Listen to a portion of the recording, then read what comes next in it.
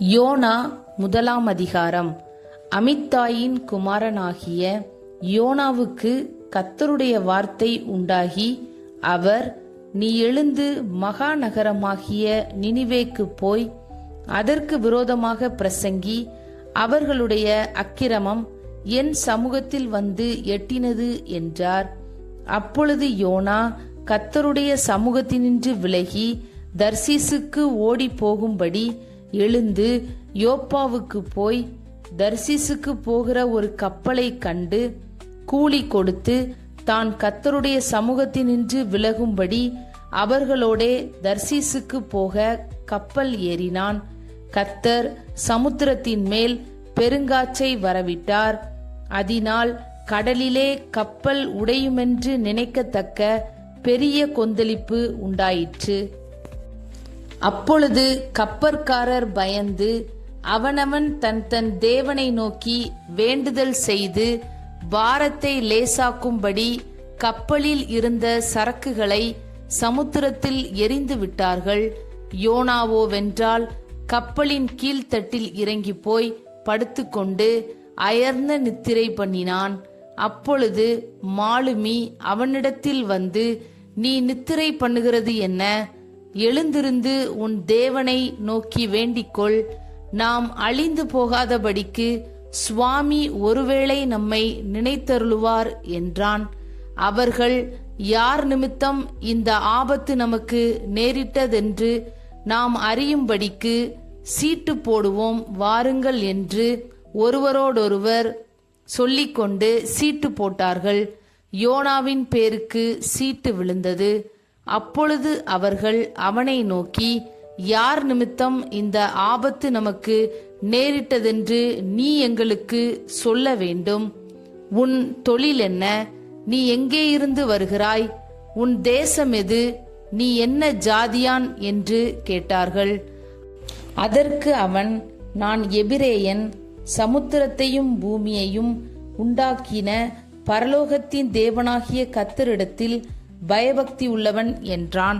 அவன் கர்த்தருடைய சமூகத்தினின்று விலகி ஓடிப்போகிறவன் என்று தங்களுக்கு அறிவித்ததினால் அந்த மனுஷர் மிகவும் பயந்து அவனை நோக்கி, நீ ஏன் இதை செய்தாய் என்றார்கள். பின்னும் சமுத்திரம் அதிகமாய் கொந்தளித்து கொண்டிருந்தபடியால் அவர்கள் அவனை நோக்கி, சமுத்திரம் நமக்கு அமரும்படி நாங்கள் உனக்கு என்ன செய்ய வேண்டும் என்று கேட்டார்கள். அதற்கு அவன், நீங்கள் என்னை எடுத்து சமுத்திரத்திலே போட்டுவிடுங்கள், அப்பொழுது சமுத்திரம் உங்களுக்கு அமர்ந்திருக்கும். என் நிமித்தம் இந்த பெரிய கொந்தளிப்பு உங்கள் மேல் வந்ததென்பதை நான் அறிவேன் என்றான். அந்த மனுஷர் கரை சேரும்படி வேகமாய் தண்டு வலித்தார்கள். ஆனாலும் சமுத்திரம் வெகு மும்முரமாய் கொந்தளித்து கொண்டே இருந்தபடியால் அவர்களால் கூடாமற் போயிற்று. அப்பொழுது அவர்கள் கர்த்தரை நோக்கி கூப்பிட்டு, ஆ கர்த்தாவே, இந்த மனுஷனுடைய ஜீவனி நிமித்தம் எங்களை அழித்து போடாதேயும், குற்றமில்லாத இரத்த பழியை எங்கள் மேல் சுமத்தாதேயும். தேவரீர் கர்த்தர், உமக்கு சித்தமாயிருக்கிறபடி செய்கிறீர் என்று சொல்லி யோனாவை எடுத்து சமுத்திரத்திலே போட்டு விட்டார்கள். சமுத்திரம் தன் மும்முரத்தை விட்டு அமர்ந்தது.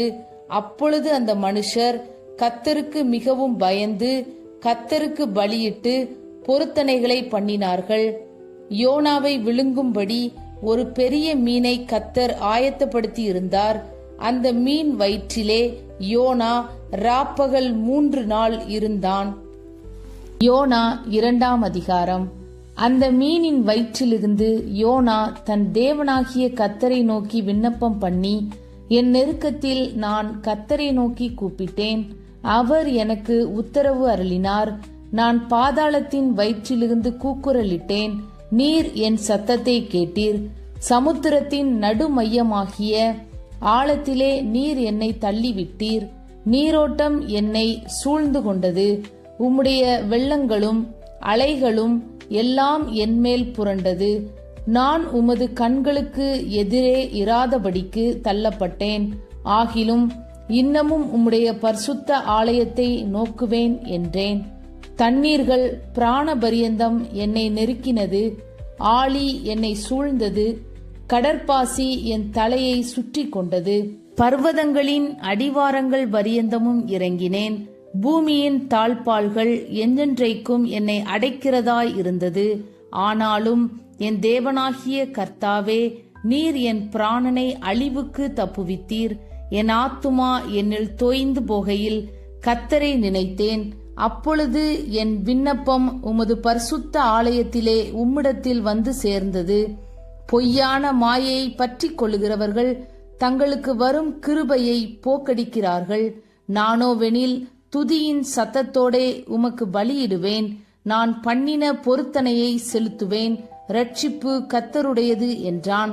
கர்த்தர் மீனுக்கு கட்டளையிட்டார். அது யோனாவை கரையிலே கக்கிவிட்டது. யோனா 3ஆம் அதிகாரம்.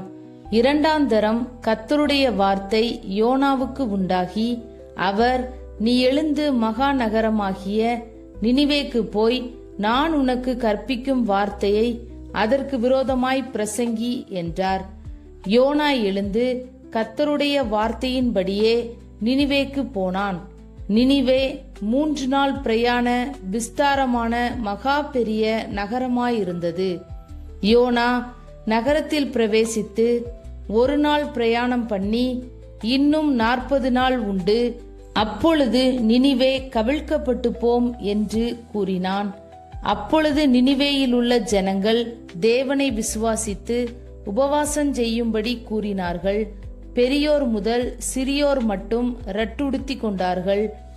இந்த செய்தி நினிவேயின் ராஜாவுக்கு எட்டினபோது, அவன் தன் சிங்காசனத்தை விட்டு எழுந்து தான் உடுத்தியிருந்த உடுப்பை கழற்றி போட்டு ரட்டை உடுத்தி கொண்டு சாம்பலிலே உட்கார்ந்தான்.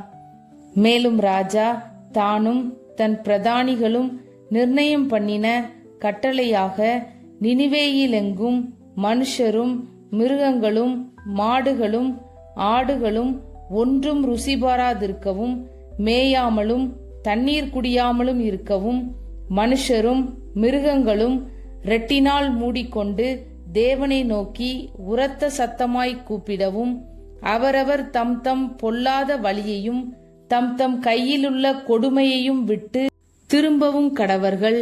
யாருக்கு தெரியும், நாம் அழிந்து போகாதபடிக்கு ஒருவேளை தேவன் மனஸ்தாபப்பட்டு தம்முடைய உக்கிர கோபத்தை விட்டு திரும்பினாலும் திரும்புவார் என்று கூறச் சொன்னான்.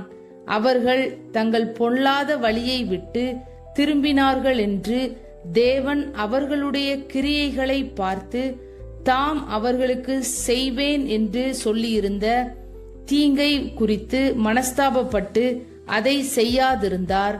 யோனா 4ஆம் அதிகாரம். யோனாவுக்கு இது மிகவும் விசனமாயிருந்தது. அவன் கடுங்கோபம் கொண்டு கர்த்தரை நோக்கி விண்ணப்பம் பண்ணி, ஆ கர்த்தாவே, நான் என் தேசத்தில் இருக்கும்போதே நான் இதை சொல்லவில்லையா? இது நிமித்தமே நான் முன்னமே தர்சீசுக்கு ஓடிப்போனேன். நீர் இரக்கமும் மன உருக்கமும் நீடிய சாந்தமும் மிகுந்த கிருபையும் உள்ளவரும் தீங்குக்கு மனஸ்தாபப்படுகிறவருமான தேவனென்று அறிவேன். இப்போதும் கர்த்தாவே, என் பிராணனை என்னை விட்டு எடுத்துக்கொள்ளும். நான் உயிரோடு இருக்கிறதை பார்க்கிலும் சாகிறது நலமாயிருக்கும் என்றான். அதற்கு கர்த்தர், நீ எரிச்சலாயிருக்கிறது நல்லதோ என்றார். பின்பு யோனா நகரத்திலிருந்து புறப்பட்டு நகரத்திற்கு கிழக்கே போய் அங்கே தனக்கு ஒரு குடிசையை போட்டு நகரத்துக்கு சம்பவிக்க போகிறதை தான் பார்க்கும் மட்டும் அதன் கீழ் நிழலில் உட்கார்ந்திருந்தான். யோனாவுடைய தலையின் மேல் நிழலுண்டாயிருக்கவும் அவனை அவனுடைய மனமடிவுக்கு நீங்களாக்கவும் தேவனாகிய கர்த்தர் ஒரு ஆமணக்கு செடியை முளைக்க கட்டளையிட்டு அதை அவன் மேல் ஓங்கி வளர பண்ணினார். அந்த ஆமணக்கின் மேல் யோனா மிகவும் சந்தோஷப்பட்டான். மறுநாளிலோ கிழக்கு வெளுக்கும் நேரத்தில் தேவன் ஒரு பூச்சியை கட்டளையிட்டார். அது ஆமணக்கு செடியை அரித்து போட்டது. அதனால் அது காய்ந்து போயிற்று. சூரியன் உதித்த போது தேவன் உஷ்ணமான கீழ்காற்றை கட்டளையிட்டார். அப்பொழுது வெயில் யோனாவுடைய தலையில் படுகிறதினால் அவன் சோர்ந்து போய் தனக்குள்ளே சாவை விரும்பி நான் உயிரோடு இருக்கிறதை பார்க்கிலும் சாகிறது நலமாயிருக்கும் என்றான். அப்பொழுது தேவன் யோனாவை நோக்கி, நீ ஆமணக்கு நிமித்தம் எரிச்சலாயிருக்கிறது நல்லதோ என்றார். அதற்கு அவன், நான் மரண பரியந்தமும் எரிச்சலாயிருக்கிறது நல்லதுதான் என்றான்.